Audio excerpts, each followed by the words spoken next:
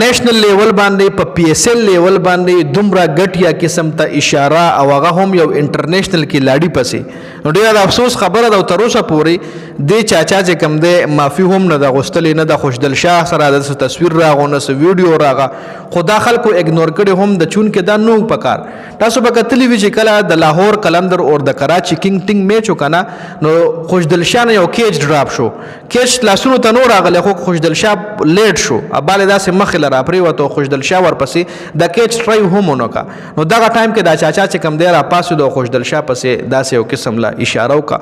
نو کول پکار خوشدل شاه چې کم دی یو انټرنیشنل کې لاړی دی انټرنیشنل ریپرزنټیشن لري پاکستان په انټرنیشنل سطح ریپرزینټ کړی دی په بیگ بیش کې گیم کړی دی په سریلانکا پریمیر لیګ کې گیم کړی دی په پی ایس ایل کې گیم کړی دی دنیا یې پیژني جی چې دا انټرنیشنل کې لاړی دی او بیا هم یو